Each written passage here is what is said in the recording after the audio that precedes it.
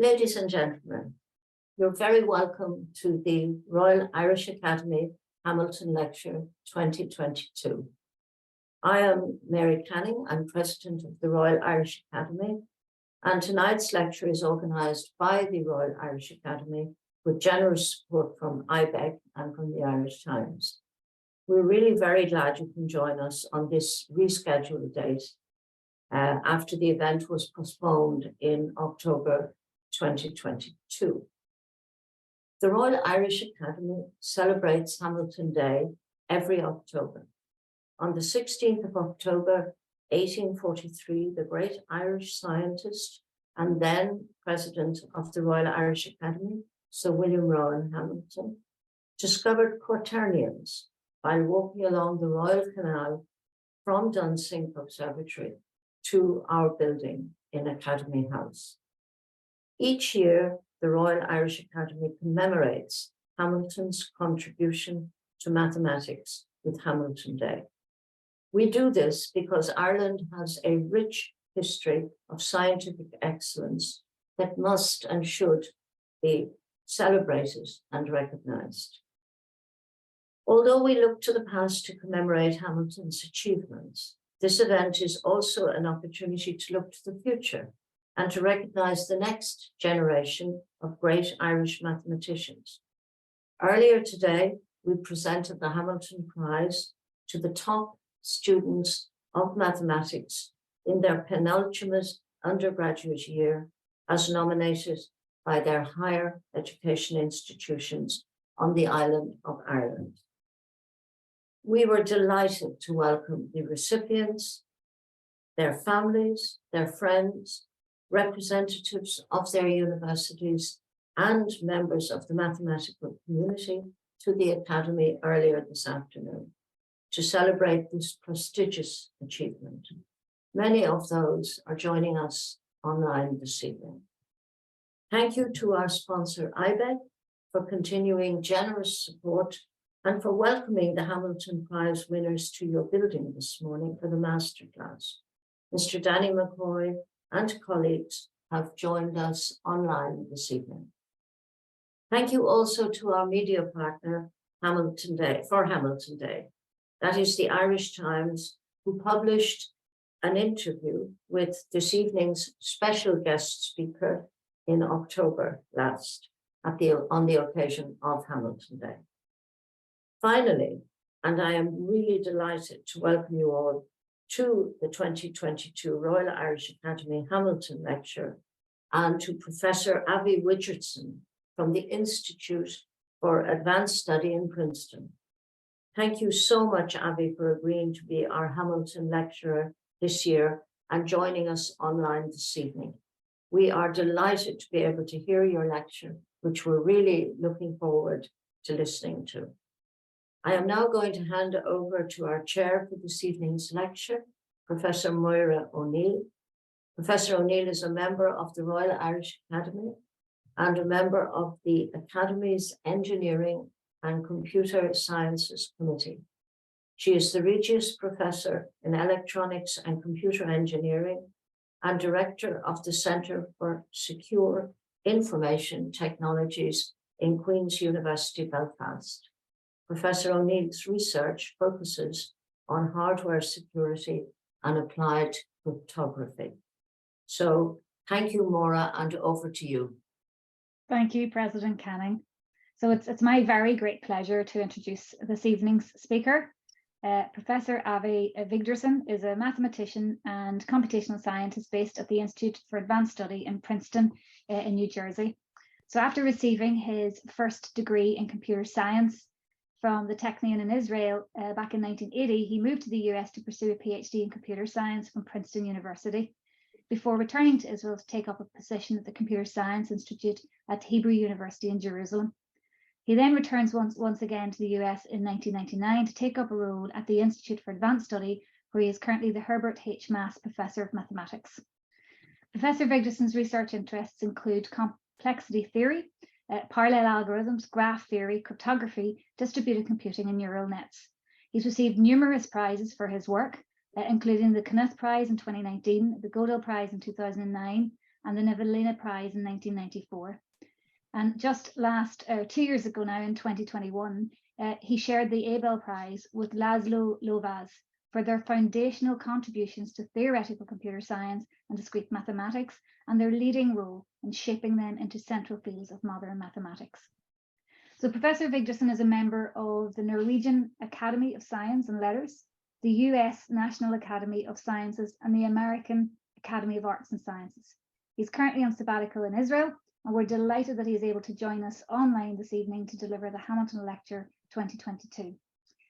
Tonight he is going to tell us about cryptography, secret and lies, knowledge and trust. He will be speaking for about 50 minutes, and afterwards there will be an opportunity for around 30 minutes to ask questions.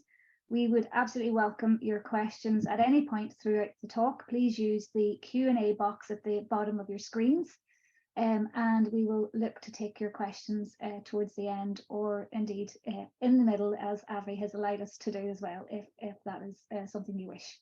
So Professor Wigderson, over to you. Okay, thank you very much. So I'm really happy to be talking to you. I wish I could be there face to face. It didn't work out. So it's really fun to be, to give a lecture in a country which celebrates mathematics and celebrates an idea of a mathematician. It's not common, let me put it like that. Celebrating, soccer victories is more common. And this is the official slide, but the first slide of my talk is here. I want to talk to you about cryptography. I'm sure you all heard about cryptography, internet security, and you didn't just hear of it, you are using it all the time. You or your applications on your mobile phones and computers use it all the time. And I want to explain at some level that I will hopefully be accessible to most of you, some of the theoretical ideas that are behind these, really magical possibilities that not only, enable the internet revolution, they're really responsible for it. Those of you who remember the 80s know that the internet was not built by design of a central, central government or company. It was just built, invested in, hardware and software by multitudes of companies and countries, etc., simply because it had this commercial potential, and this commercial potential was due to the ability to do things privately and securely. And I want to explain how, what are the assumptions and what leads to these possibilities. And there are assumptions, as with always. There are some axioms that we take for granted. I'll explain what they are and then how they are used. Okay, let me start. Now, basically, the plan is, I'll tell you what happened before computational complexity, which is the underlying field I'm working in and is an essential part of these assumptions of cryptography. What happened before the 1970s. And then I'll tell you about the modern period, the last 50 years, both about the ambitions of this new field, modern cryptography, that you are all living, and the assumptions underlying it. And then I want to demonstrate them with many examples, explaining a particular paradigm, which I call the digital envelope, and how it is achieved, and then how it is used for various applications, and showing that almost everything imaginable can be done. So we'll get to that. The first thing I want to explain is what happened before 1970, or even the late 70s. Almost, as you know from movies, it was almost all about secret communication. Two parties want to communicate so that nobody else will understand. And even for that, mainly spy movies, you see it, or, between governments or companies and so on. Even for this secret communication, there was a very strong assumption, namely that the two parties shared some information beforehand that they could use in order to encode messages. It's sort of, somewhat strange if you think about it, really, that in order to achieve secret communication, you assume that there was prior secret communication in order to share these pieces of information. And we'll see later that it's not really needed. Okay. So what are the ambitions of this new field of modern cryptography? What do we want to do? We want to handle not just secret communication, but every situation in which there is a conflict between the desire to have secrecy or privacy and the desire to handle parties which maybe misbehave or are, eavesdropping and so on. And there are many, many life situations where this exists. And for each of them in history, humanity learned to invent gadgets that will help us with it. For example, in encryption, people were using some code books or other code mechanisms for identification, how to make sure that you are you and not somebody else. We are using, another physical device, maybe a driver's license or an ID card or something like that, manufactured by maybe a government.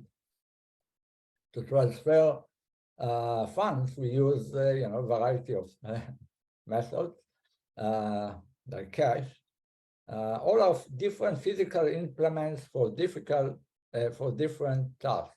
And there are many more, public standards, we use sealed envelopes, there are many examples. Playing poker is a great example, and for these people, they're playing cards which you cannot see from the other side, and so on. And there are many such examples.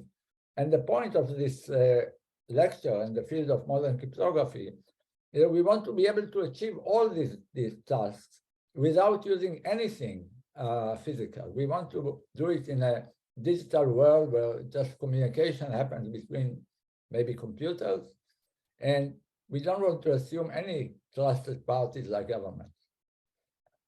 Okay, that's a tall order. How do we, what are we assuming for that? There are basically three axioms, or three major assumptions that I want to explain, and then we'll talk about them. And what we are assuming is what you are assuming, what everybody assumes.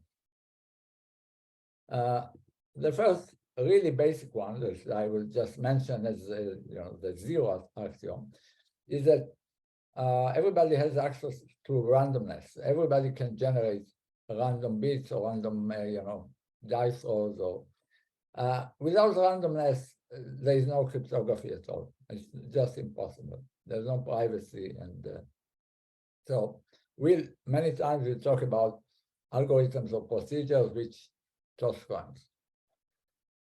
Sometimes I won't even mention this. Okay, the first major axiom that was born with the field of computation is that not everything is easy to do.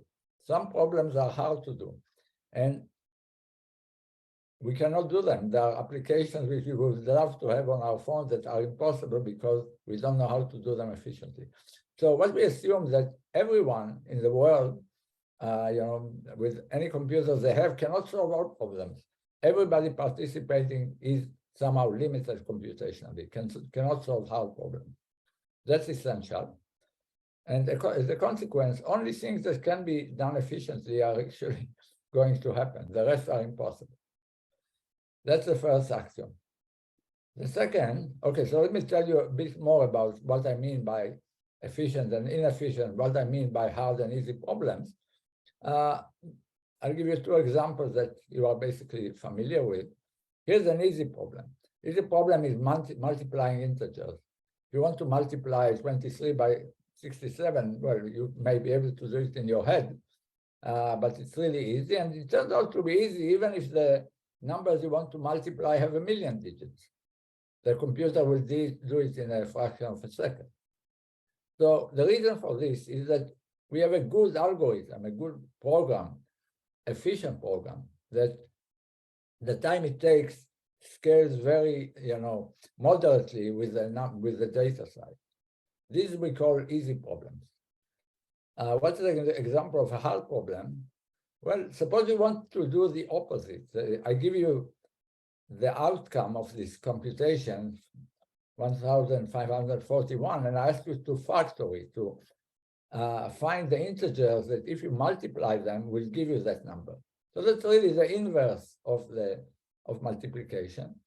And it turns out that the best way we know how to do it requires time which grows exponentially with the number of digits, with the data size. We cannot, if you using such algorithms, even for moderate size numbers like 1,000-digit numbers, will take millions of years with all computers in the world. So such problems are hard. We don't know this, we believe this, and not only we believe this, we'll assume it. We'll assume it, so just until we find out otherwise, but again, you are using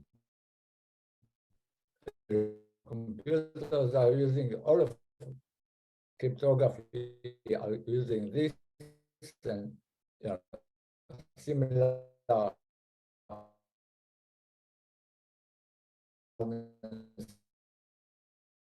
assumptions.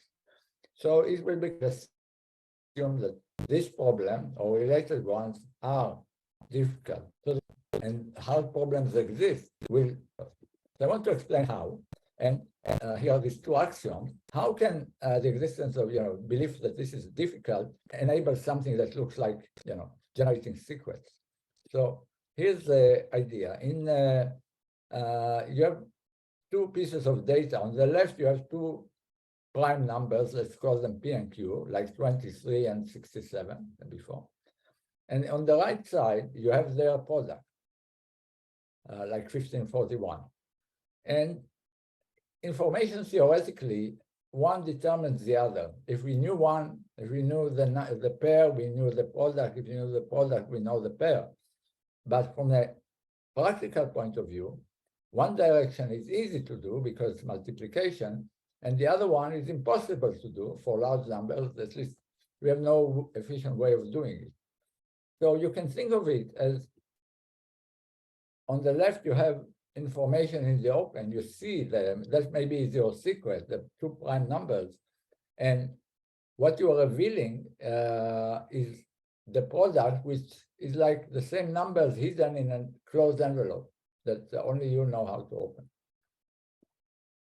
And as it turns out, this axiom, this gadget that I just described, the hardness, they imply that we can do this, but the allegory of envelope in the digital world, and this will be the tool that will be used throughout the talk in order to, show how various applications can be achieved.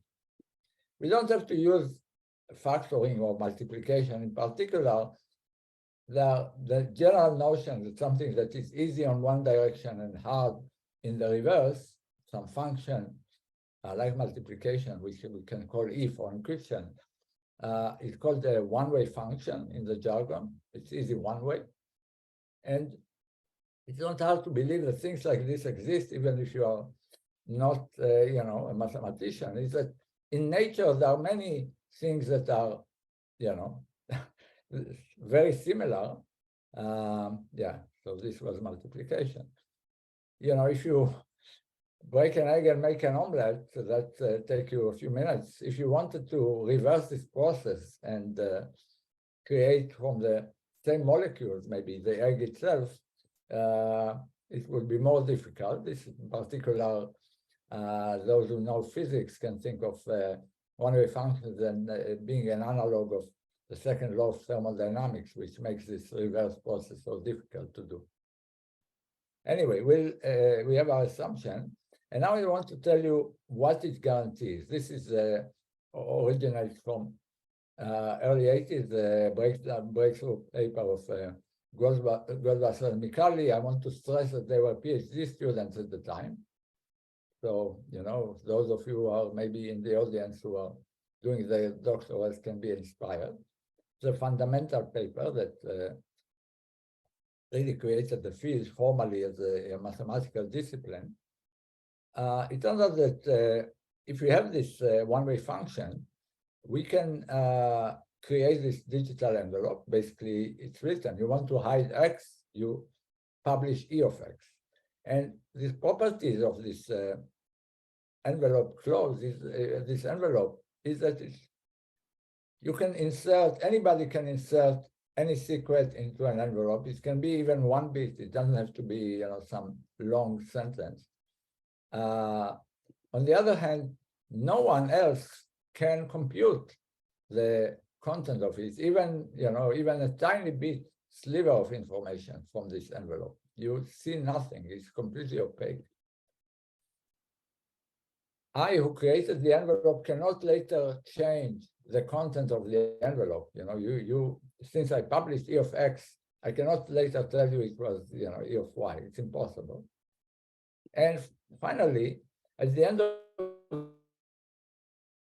when I want to reveal it and you are interested, you can verify that it is indeed the content, that X was indeed the content of the envelope. So imagining it as a real envelope, physical one, is a good analogy for the properties of the digital envelope. Of course, I don't have to create a physical envelope because I can tell you the number, which is the E of X. So it's digital in this sense. And this very simple primitive, which originates to imply, everything that you are using today. And I want to explain by examples how, or give you an idea how. Okay, I want to stress everything I'll talk about, I write theorem. These are all mathematical theorems. And they are provable and they were proved. In order to do this, you need formal definitions of things I will say informally, but all these formal definitions were given. And the internet security relies on this theorem. Okay, I want to demonstrate the power of this digital envelope and stress again that these examples and the way to solve them developed in roughly in the mid-80s by computer scientists playing mind games, just challenging each other with another paradoxical situation and seeing that, digital envelopes can, solve them in either simple or complicated ways. And once these protocols were devised and guarantee security and privacy, then the internet started developing. And many of them are sort of magical because they are scenarios which will not happen, which are probably impossible if we didn't have these assumptions about computational limitation of participants. So here's the simplest example where an envelope is anyway used in real life, and we'll use it here as well. This is a public bid or public tender, and imagine that there are a bunch of people in the same room, and maybe I offer my laptop, my used laptop, to the highest bidder, and these three bidders in this case have the valuation of how much they are willing to pay, and they say what they are willing to pay. Of course, if it's not, if it's in a room and everybody can hear what they are willing to pay, then of course, if the right one guy, one with willing to pay 150 that would get it, is talking last, then there's no reason for him to say 150 or say 131 or maybe, and I'll lose money. So you want to achieve simultaneity, and in real life and also in this setting, electronic setting, it's done the same way. You ask them to commit to the value that they are willing to pay, put this value in an envelope. In real life, it's real envelopes. In digital communications, they just publish the encryption of the number there, which nobody understands.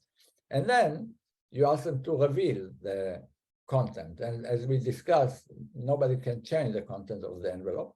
So this will be solved in the way it's solved in real life. So it's a very simple analogy between the physical and the digital process. And sort of the existence of this envelope is like guarantees the analog of simultaneity. It's like nobody's speaking after the others, knowing what they've done. It's a very simple example. Let's move to a slightly different one. Again, very useful mechanism for, in lots of situations, the ability to toss coins or to roll dice together so that everybody agrees on the outcome and nobody can manipulate it. In this case, there are lots of stories that were made up during that time. They're still using the same characters that are typically called Alice and Bob in mathematical papers. And there's always a story. Here's a story about a couple who maybe got divorced and they are splitting their whatever they own, and they don't live together now. They talk on the phone, and they're trying to decide who gets the car. So Alice maybe says, let's toss a coin. Bob, please toss a coin. If you toss heads, I get the car. Otherwise, you get the car. And Bob on the other side of the line says, yeah, sure. I'm flipping. I got tails. You lost. That doesn't look very reasonable because she can see him. What happens instead, if you have digital envelopes, now what can Alice do? She can do instead send him the same message, but really encrypting in an envelope the value that for which she will get the car, and the other he will get the car. And then the best thing he can do is to flip a coin or to decide on a value and ask her to please open the envelope and see what she picked. This way, nobody can cheat the other, and that's how, the ability to send a number on, to tell a number over a phone line or computer easily gets around this problem, making sure that this lottery is fair. And so you can generate many more complex examples of many people flipping together, some choosing a leader at random and so on, using the same mechanism. Okay, this was simple. Let's move to a more complex example, which is, of course, very familiar and known to you. It is the way you identify yourself to the computer using a password. Normally, I would log in, I would type my name or my login name, and then it asks for the password, and I will enter it. That used to be my password long ago. And then it will be erased, so it's erased from the screen. And then what happens, the computer will check that this is consistent with the information in my file, in the computer file, and next to my name is written my password. The idea to write passwords in computer files is a great idea, is a terrible idea, even in protected computers, because even in the 60s, when this was, the issue came up, was that, people break into computer systems. So what the solution, and still the current solution, is what you store in computer files for passwords is not the password itself, but what value should I put in so that it will compute using this one-way function to my password. And so what really the computer is verifying typically is that whatever I put in is the password that is next to my name. And of course, it erases it from the screen. And this, again, this can be done with a digital envelope. So, you may be tempted to say that using this gadget, this encryption function, you can get around the problem of identification. And if this was interactive, I would ask you what's the problem, but that's not a theorem. That certainly doesn't work. You have to think what is different about this example from the previous two examples. And what's different is that people can eavesdrop to, they may look over your shoulder to what you're typing or listen on the communication line. And unlike the previous examples, your password is something you use again and again, as opposed to the two previous cases. So you cannot really do that. It's not that simple. And so if you think about what's really needed here, it's we could wish that we had a way to convince the computers, convince the computer not that we know such an X that will evaluate to the password without printing it, just in some kind of interaction, convinces we know it without ever writing it down and sending it on a wire to the whatever central system. So what we are asking is called a zero knowledge proof. It's a proof. So it should be something that absolutely you can do it if there's a proof. You should not be able to do it if there's not. And in addition, whoever listens to this proof gets no information from the interaction.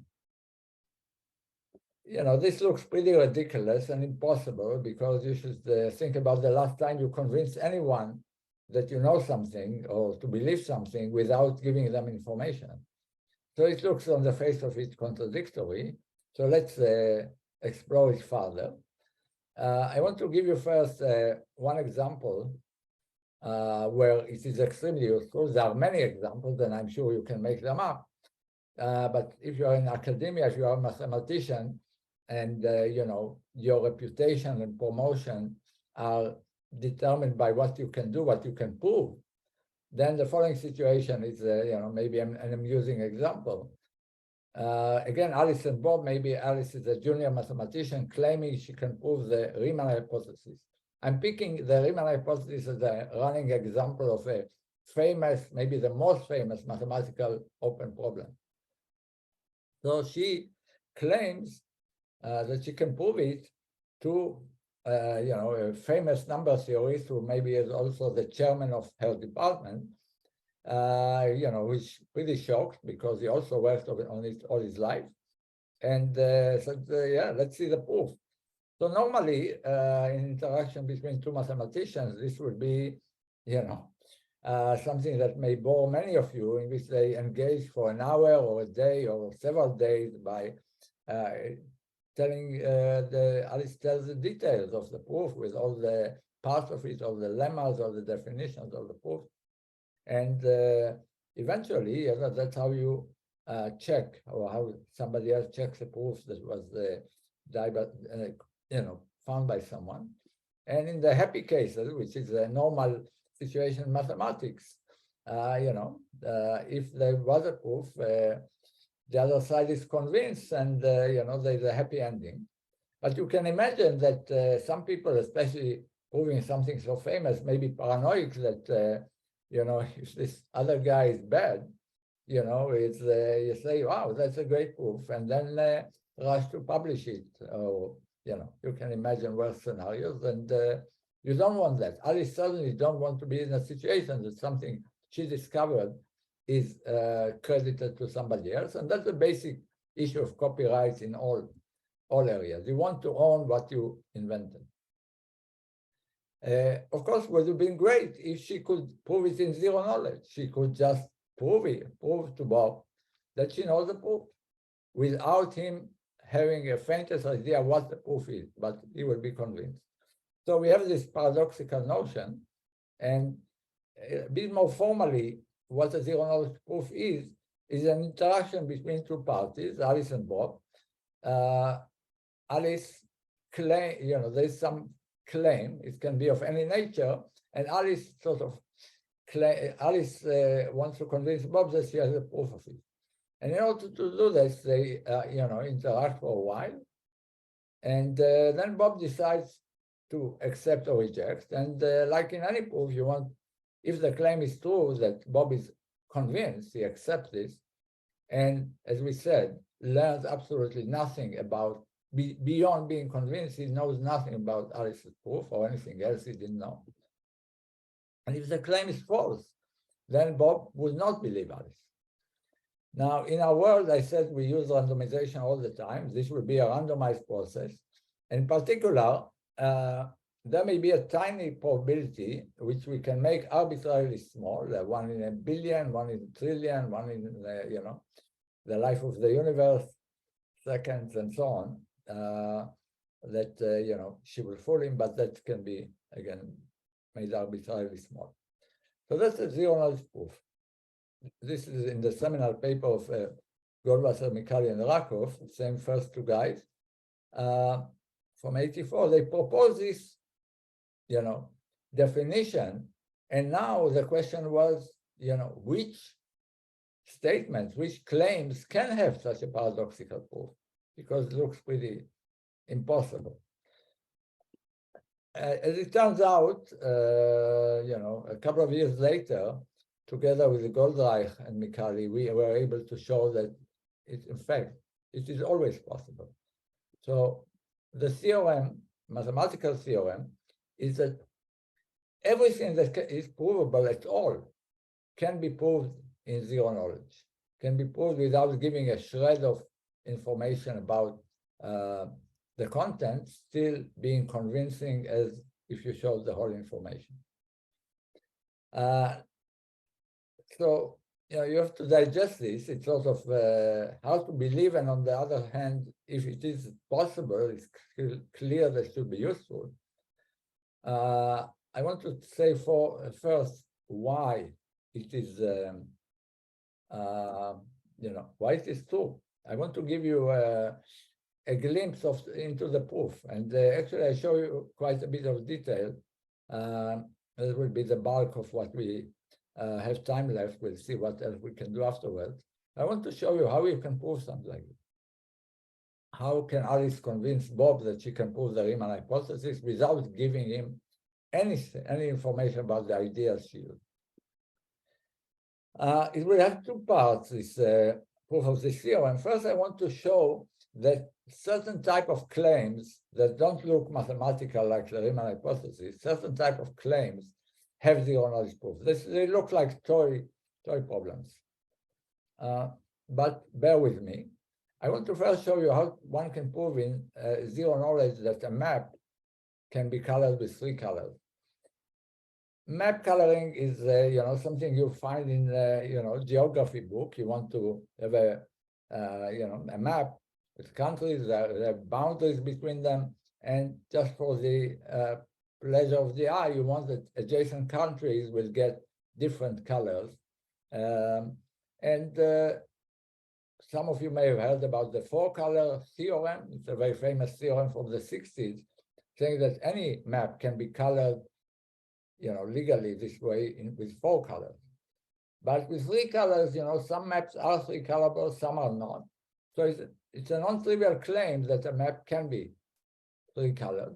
And so the type of claims that we'll discuss now is that a particular map is three colorable. And I wanted to show you that such claims, they are non-trivial, these claims, because trying all possibilities is something nobody can do if the map is large. So if I claim to have a proof of this, that it's three colorable, then I have some non-trivial information. I want to convince you that a particular map is three colorable without giving you a hint about what the coloring is. It's a non-trivial challenge.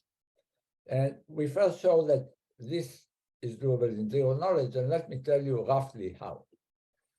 Here's the map I'll concentrate in. This map has, I don't know, maybe 15 countries. And I want to claim that this map is colorable with three colors. In fact, I'll insist red, yellow, and green. Now, please don't try to see if it's true or not yourself. I want to concentrate on how I do it for you in zero knowledge, how I convince you of it. Convince you, and I cannot fool you into believing if it weren't.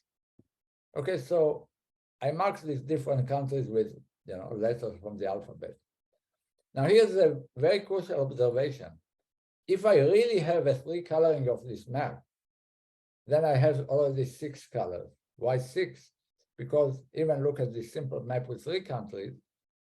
If we switch the names of the colors, red, yellow, and green, then you get six different ones, six different colorings. We'll see how we use it. So now we want to address the three coloring of this bigger map with the English letters on. And what I've done, what I will do is take this, let me explain the structure of the proof. We will repeat again and again until you are satisfied. I will hide my coloring. I'll pick a random one of these 6 possible ones I have, and I will hide the color of each country in a digital envelope. So you should think of each of these white pieces as an envelope, a digital envelope like we discussed, containing the color of this country. Then you, who wants to challenge me and wants to be convinced, pick a pair of adjacent countries, like E and G, say, and challenge me to open only these envelopes. You want to check that the coloring is consistent, that the colors there are different. If you see that they are the same, red, red, or yellow, yellow, or green, green, or if you suddenly see purple, you reject. Otherwise, you are happy. And then you can repeat it. But each time I will pick at random another coloring for my 6 possible coloring. So let's do it. I'll just do a demonstration for a few minutes. So let me start. So first, as I told you, I'm hiding the color of each country in these envelopes. So of course you won't see this process. I just want to, to illustrate it. And now, what I would ask anybody from you can send in the Q&A suggestions, so for which pairs of countries, envelopes you want me to open, and they will tell me. So Moira or Sheila, or you want to tell me a pair of countries to open the envelopes of? So we have P and Q. P and Q are not, P and Q, very good. Okay, they are adjacent, so let me move. Okay, this one's yellow and this one. Oops, what did I do? I didn't move the envelope, I just moved the edge. Let me move yeah, good. Okay, they are different. Let's do it again. I'll move to another coloring. You can pick any pair at random or at will. So we have is it I and G coming in from Q&A? I and G, all right, from the audience. G is green and I yellow. Didn't catch me. Okay, let's do it again. K and N. Yes, I want you to, I wonder what's going on. K is green and M is yellow. Nobody is going to ask for the same pair again. That's what usually happens. Let's move to another coloring. What would you like to see? So someone just asked for P and Q again. Very good. Just as you were saying that. I hope this will happen. This always happens, yeah. And now this is green and this is yellow. I think it was in reverse, but anyway, I have 6 colorings and anyway, they are different. And I can go on and on. I have many of these. I prepared many. You want one more? You want to stop? Okay. I think there's what? Yeah, there's a few more coming in if you want to do maybe one more. We'll do one more so we can wrap it up and I'll explain what's going on. Yeah, so because you did K and M earlier, they want to do K and G. K and G. Yeah. K is now yellow and G is now red. Okay. I guarantee you won't catch me because this map really is 3-colorable, but I want to explain the zero knowledge aspect. So let me go back to the presentation mode, and I'll explain what was going on. So why is this process a zero knowledge proof as we defined it? So there are several parts. First, if it's true, if I have a proof, I want to say that I can always convince you, because what I'm doing is hiding one of my 6 legal colorings, and you always ask adjacent questions. If it was three colorable and I had it, then I'll always answer with different colors. So that's easy. That's the easiest part. Why did you learn nothing of the coloring ahead? This is a zero knowledge aspect, and this is important. What do you see each time you ask me a question? You see the coloring of two adjacent countries, which in this case are distinct, but you see a random pair of distinct colors, right? Over the 6 choices I have, every pair will get all 6 possibilities with equal probability. This is something that you can generate by yourself. You pick 2 of the 3 colors at random and put them in random order. And that is exactly what my answer always looks like if I did have a coloring. So nobody can learn anything from this. So given that you got no information, how does, the last challenging point is, why can't I fool you into believing that something that is not three-colorable actually is? So why is it a proof? And this is, again, not hard to explain. The first part, let's say for the map I showed you, if it was not three-colorable, no matter what I put in under this envelope, there must be a mistake somewhere, right? Either I put an illegal color somewhere, or if I put only these 3 colors, at some point, it's not three-colorable. There's some pair of countries that are adjacent that have the same color. That's the definition. And there's some chance you'll catch me. In the chance, in the map I showed, the chance is 1%. It's not high, but if it's a bigger map, the chance is smaller, but still positive. And it turns out that you can amplify this, or you can reduce this error. If you repeat it many times, probability anything that's less than 1 will decay exponentially fast. In this case, in 300 tries, which will take the computer, I don't know, fraction of a second, you can reduce the probability that Alice fools Bob in the case she's lying is, arbitrary, in this case, 1 in a billion. So that's why it's a proof. So total, it's a zero knowledge proof. And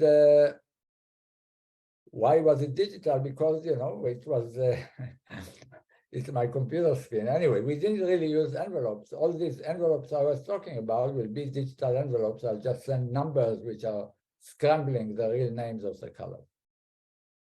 The next part, this was one part where I showed you how to prove in zero knowledge statements, which are, maybe nobody cares about.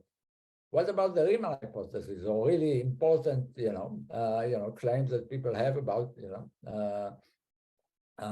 in a variety of applications, like that you are, doing what you should do in a cryptographic protocol. And here's another fundamental fact from the theory of computation, from complexity theory, that says the following: map coloring is not an arbitrary kind of family of problems or claims. Every claim, every mathematical claim can be turned into a map coloring claim, into a map coloring problem. And this can be done efficiently, very easily, by a program that everybody knows. I mean, not everybody, but it's out there in all the books. And this amazing program or algorithm A can take any claim and transform it into a map, like the Riemann hypothesis can be transformed into a map in such a way that the claim is true exactly if the map generated this way is three-colorable. So there is an equivalence.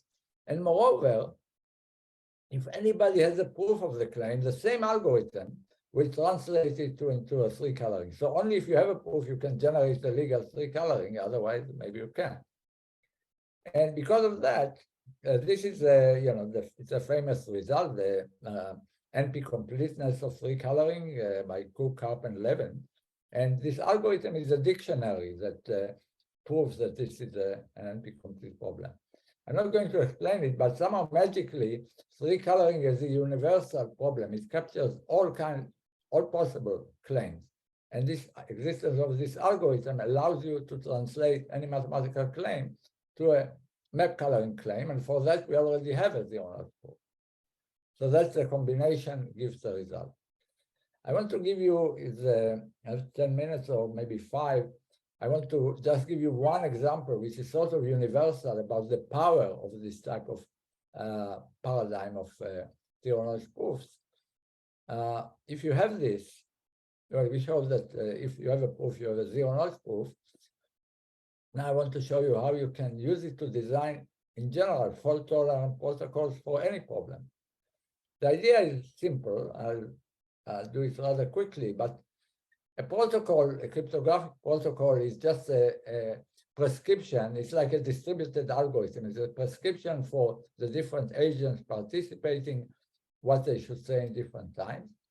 Each of them may have a secret that they are not willing for the world to see, like the passwords and how much money they have in the bank, so on, but they want to still interact, let's say, with the bank, withdraw money or otherwise. So protocol is just an algorithm about the messages they are supposed to send to each other. The messages may and usually do depend on their secret. So the main problem, the general problem in all of cryptography and cryptographic protocols is how do you know that people are behaving like they should? Maybe it's a voting, elections that you want to do digitally. How do you make sure that people don't vote twice or do other shenanigans without knowing their secrets? And the answer should be obvious to you if you have zero-knowledge proofs. Let's say the first step, somebody should send a message depending on their secret and sends X. How do you know that X was the right thing to send? The point is that the statement, X is what I should have sent, has a short proof, namely my secret. Of course, I don't want to reveal it, but I don't have to reveal it. I will just convince you or everybody that I computed it from my secret in zero knowledge. And so there's a way to do it without to enforce people to behave right without revealing their secret. It's enormously powerful. I want to tell you what we did and the many things we didn't do. We talked about achieving fault tolerance using this digital envelope. And what we didn't talk about so much is what to do. It turns out that there's many problems that exist even if everybody behaves right.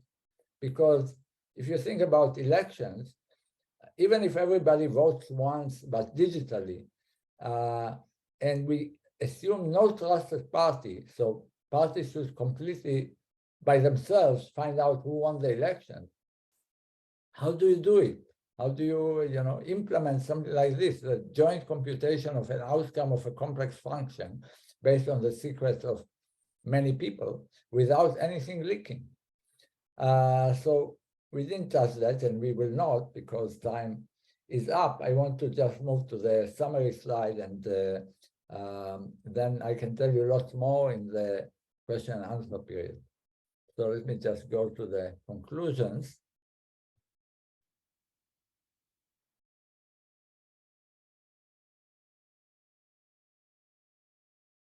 Maybe I'll just one more slide that I want to show as an example that we started with of something we do want to do. I'm back to private communication. If two people in a crowd or in a crowded room, like maybe the room you are sitting at, two people who never met each other, who have no common prior information, want to have a completely private conversation. They have no secret language in advance. Can they create in the presence of others a secret language? This is really the question. And the answer is yes, despite having no prior information. And the point I want to make sure you understand is that this problem is not abstract. It's not a toy problem. And in fact, you or your laptops or cell phones are solving it for you all the time. This is a problem that's being solved repeatedly when you shop online.